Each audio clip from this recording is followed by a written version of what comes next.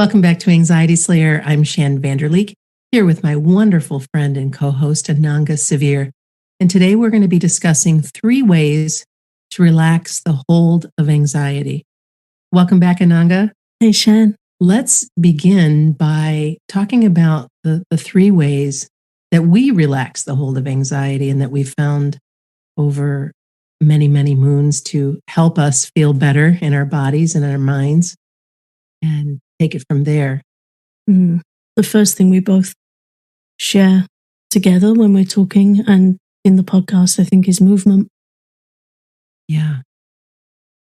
When we don't move, we become more anxious because we have more time to be in our heads instead of moving about the world, whether it be mindful walking or yoga or qigong or dancing or hiking, whatever it is that we do to move our bodies is such a beautiful way to care for ourselves, body, mind, and spirit. What I've learned from my own experience with anxiety is that it can have quite a paralyzing effect, especially nighttime anxiety. That can be particularly difficult to deal with. But I've had days where I've just been sitting in my chair and then anxiety will come, and during particularly challenging times in my life, I feel like it's got me. It just rears up and catches me. And what I've learned is to not stay sitting, because it feels like a hostage situation to me when anxiety flares like that. It really gets hold of my mind, and then I'm stuck with it. And whatever it's going to throw up, it kind of gains momentum when you're stuck with it. So one of my favorite things to do is a very simple movement, is to get up and walk. Sometimes I shake my body, shake my arms and legs, or bounce on my heels. That's a qigong move for freeing stuff up, just bouncing on your heels, shaking your arms, loosening your shoulders.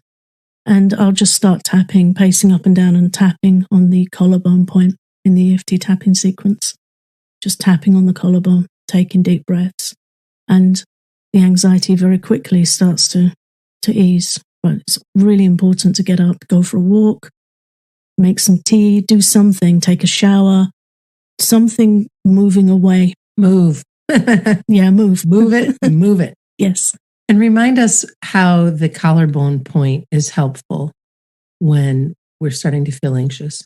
In traditional Chinese medicine and acupuncture and all those wonderful Eastern energy traditions, that point is called K27.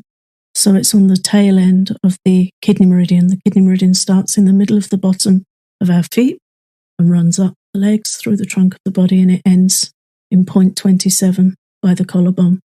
And that's a particularly good point for tapping for releasing fear. The kidneys are related to fear and anxiety, so tapping that point, it's not just a decoy or something to do, a diversion. It's not random. There's a science behind it. And tapping that point releases fear, reduces fear, and it really works. If it's not working and you try it, just do it for longer. Just keep tapping. You might need to do it for 2 or 3 minutes if the anxiety is really high, but it will go down. And you can find the point on our website. There's a diagram of the points, anxietyslayer.com/EFT. And I've found that when I'm tapping, sometimes I need to tap a little bit more firmly than other times. And so that's something to share as well, is sometimes it's just a matter of making your tap just a little bit firmer, a little bit stronger than it might normally be. Mm-hmm.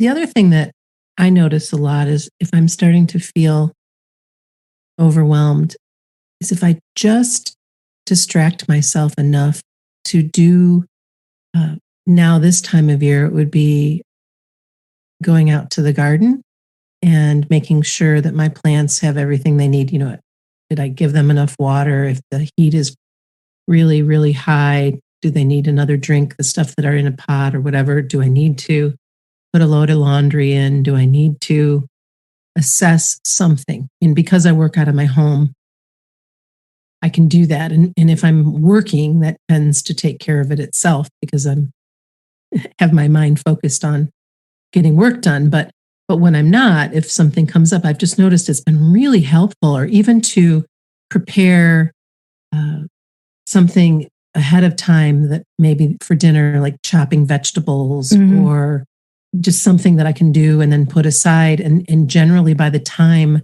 I'm done with whatever that task is, I feel much better.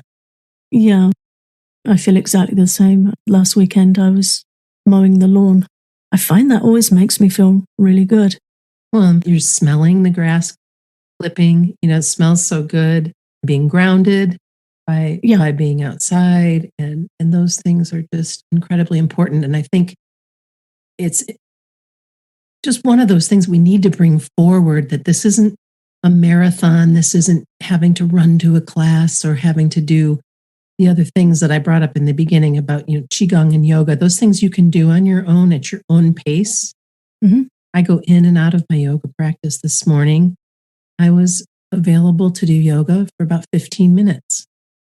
And it was wonderful.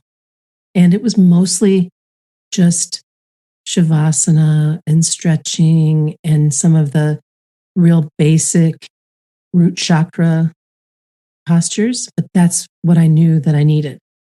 And then if tomorrow might look different. Tomorrow might look like Qigong. Tomorrow might look like mindful walking.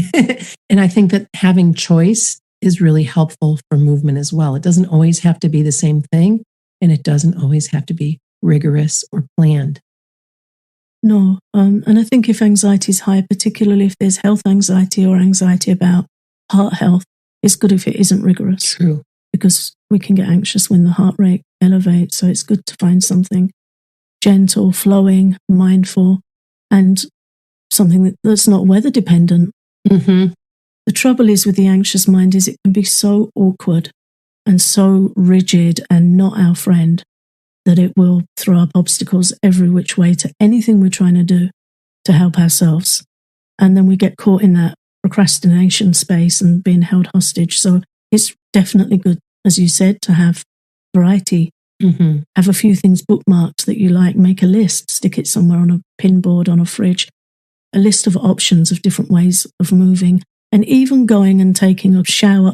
That's also moving. Anything that isn't stuck on your rear end is moving. Anything counts, even if it's running up and down the stairs a couple of times, or anything that gets you up and moves you away from that hostage anxiety situation counts, whether it's chores or exercise or whatever, walking the dog, whatever it is, playing with a child, going for a swim, whatever's easily available to you that counts as just moving away from being held, frozen with anxiety. And the next way to relax the hold of anxiety is through nourishment and being mindful of what we are putting in our bodies and on top of our bodies. So through what we eat, what we drink, what we take in through our skin, and of course, what we feed our mind. Nutrition makes a huge difference to anxiety. Ayurveda, India's ancient science of life, teaches that what we eat doesn't just affect us today, it affects us for several days after we eat it. It works through the different tissue layers of the body, right down to our nervous system. Over several days after eating, what we eat becomes more and more refined, healthy, peaceful eating that isn't causing stress to anyone is ideal, easily digestible. Ayurveda teaches that we're not what we eat, we're what we digest. So to really look at how our body's responding to our food, how available is our food to us? Are we suffering with heartburn or gas or something after eating? If we are, those things need support to make sure that we're digesting our food as best we can. I've been finding the use of enzymes and probiotics really helpful. And to each his own, of course, but if I'm going to have a heavier meal, I will always accompany that with some enzymes to help break it down. And then probiotics are something that my doctor recommended based on my age and body type, and just getting some of those probiotics in so that you have a healthy stomach. And so many of us don't, and especially if we've been on any medications or antibiotics, it's really important to rebuild that. And again, I'm not a doctor, but I do recommend that you speak with your doctor or healthcare practitioner about whether that might be good for you. It's been helpful for me, for sure. I think any degree of proactivity and exploration when it comes to looking after our health is beneficial. We can always learn more about how to take care of our body better, how to fuel it better, nourish it better. A very simple natural remedy to increase digestion. In Ayurveda, it's described that we have a fire in the stomach. Jata Agni is the fire of digestion. So it needs stoking sometimes before we eat so that it can burn off what we eat healthily. And one simple way to do that is to take a little ginger, fresh ginger before meals, just to stoke that fire. And I find that a really helpful analogy as well. If you think of a fire and kindling a fire and it being able to cook the food that gets put on it, take care of the fuel that gets put on it. And something we're very good at doing in the West is dousing the fire with too much cold, damp food. Right. So if you think of a fire that you dump a load of wet leaves from the garden on, it starts smoking and choking. That's what we don't want to be doing in our bodies. So particularly when we're stressed or anxious, our digestion's already going to be compromised a little bit. It's under duress from the anxiety, from the stress.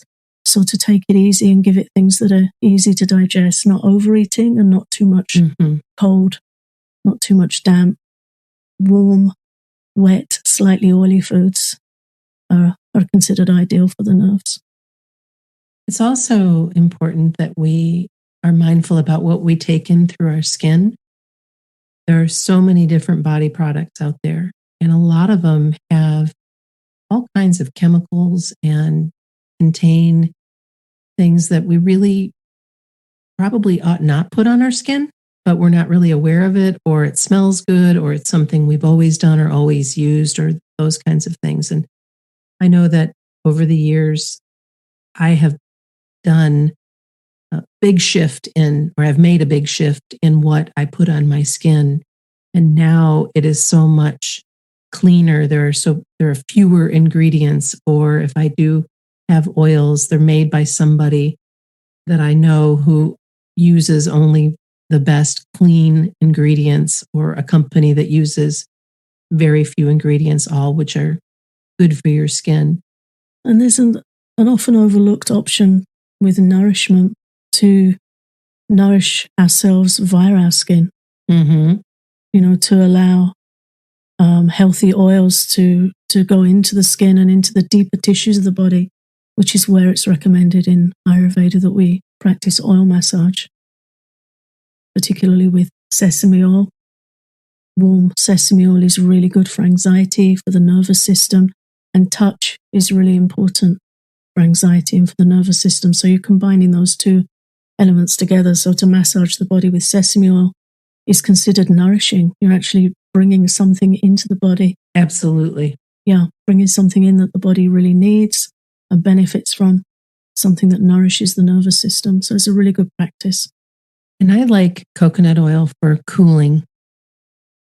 And usually we'll use coconut oil this time of year.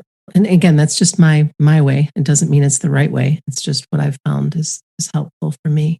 Well, it's seasonally right for your body type, certainly, yeah. Yeah. And then, of course, we have to remember that we're also feeding our mind every day. And what we feed our mind will either bring up anxiety or will help us remain calm and relaxed and in a peaceful state. And that is something that you will hear Ananga and I talk about over and over and over again, because it's so incredibly important that we're mindful of what we bring into our minds.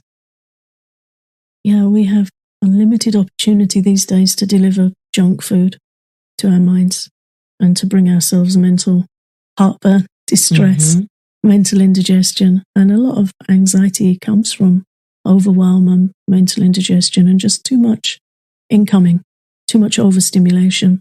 And if that gets really too much, we can start to feel quite low. So we have to be careful to protect our mind and to not fill it with junk. It's just all too easy for it to get in these days. So we have to practice being guarded and taking care, protecting our mind, having boundaries for our mind.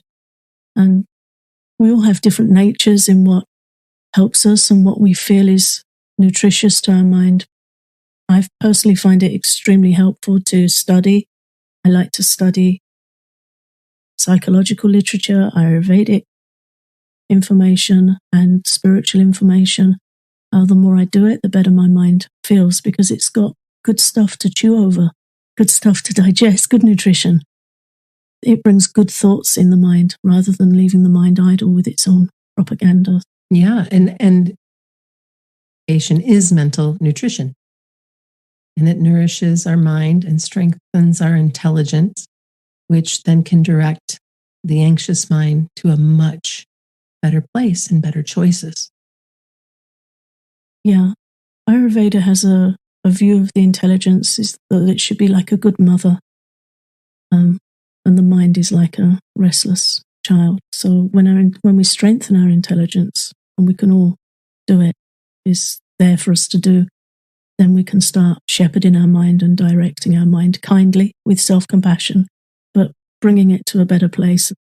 When the mind is in control, it's like a toddler driving a car. And it might look cute for 5 minutes, then it becomes very dangerous. No doubt. and terrifying. So, we don't want that monkey mind ruling the show. So we need to strengthen our intelligence, and then our intelligence can make good choices and take care of our mind. And there's a hierarchy in the Vedas, in Vedic wisdom, in Ayurveda, of how things go. We've got the mind, and then above the mind is the intelligence, and beyond the intelligence is the soul. So when we study spiritual literature, we're speaking to our soul, and we're going at that higher level, which is beyond the mind. And then we start to experience real peace, spiritual groundedness and peace. That makes me think of the 14-day challenge that I just finished. I walked the shores of Lake Michigan in one location or another for 14 days straight without any distractions, just me and the water and the woods and the wildlife and the sand, and just really doing my part to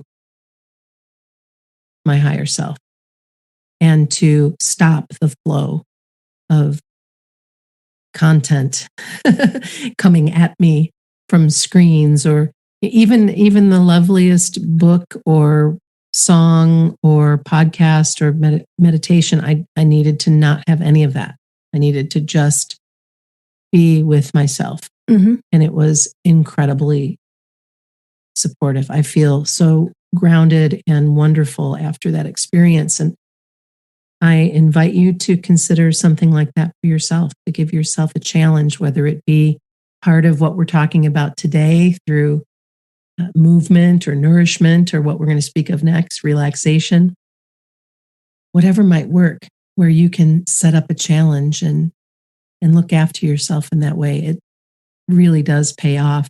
And if you're a patron, I did a short recording about that you can listen to on our Patreon account. Yeah, I think it's very valuable to be able to take the action we feel we need to nourish ourselves, and to check in with ourselves after any activity and just ask, how do I feel? Yeah. After that, do I feel more calm, more grounded? Do I feel like I've got a bit more space? Do my nerves feel less jangled? Or has that increased my anxiety? And to just check in. Yeah, notice how you feel. Notice and adjust. The difficult days with anxiety will tell us we have nothing we can do, nothing works, tried everything. It's not true. That's just anxiety's propaganda. Yeah. There's always new things to try. If we've tried something and we think it doesn't work, try something different, or try it more, or see how other people are doing it. There's always things we can learn, always things we can try. And something's going to work if we give it a chance. And then the third way to release the hold of anxiety is to practice relaxation, to relax. And I realize that anxiety makes it hard to relax because the energy of anxiety is quite restless. But honestly, we need to rest and relax, to recover, to get to the other side of those anxious feelings.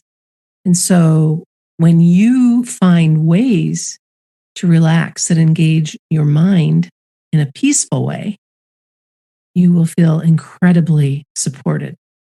And that, of course, includes guided meditations of the likes that Ananga and I have recorded. I don't even know how many, seems like hundreds.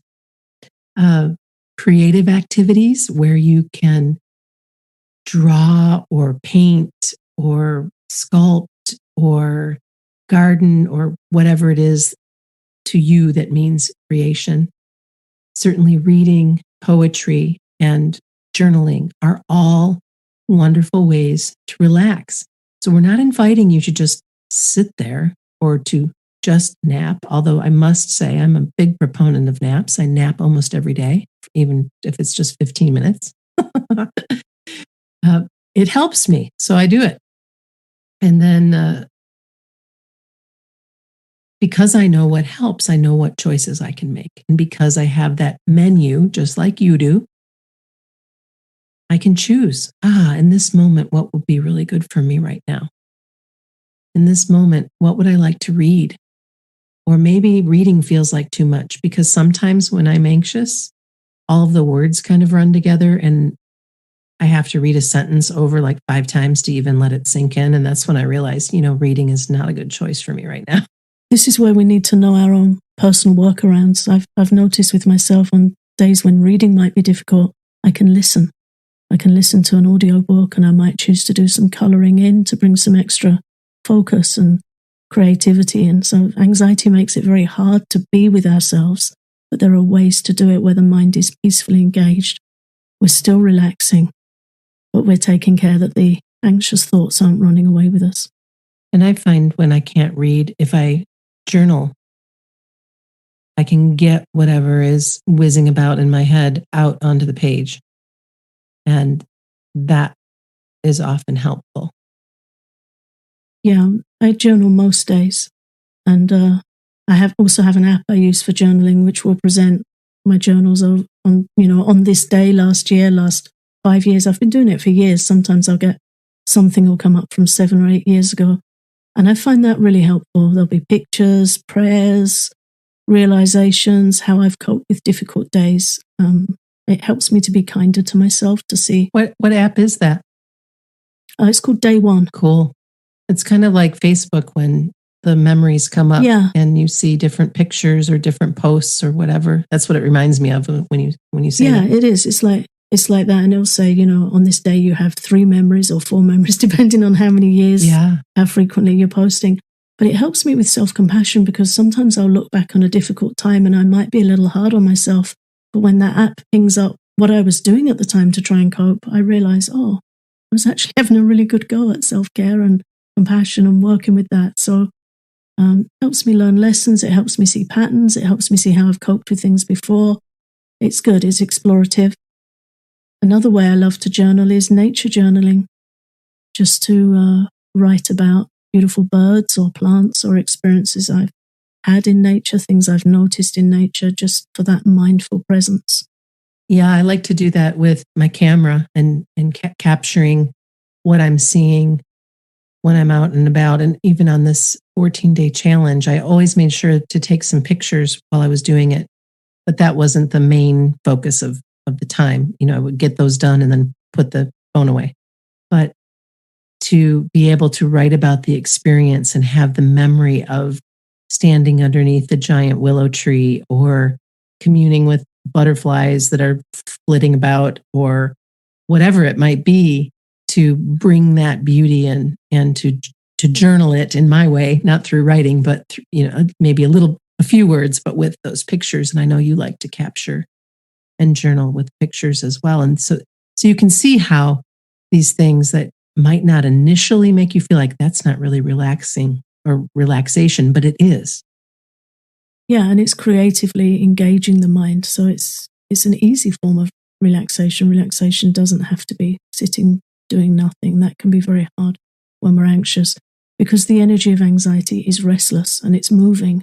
So we can't artificially suppress that. We need to harness it and engage it. So it's like occupational therapy. And it's whatever appeals to you. Sometimes I enjoy copying out prayers or poems, just having a pen in my hand and hearing it scratch on the paper to me can feel really mindful and good.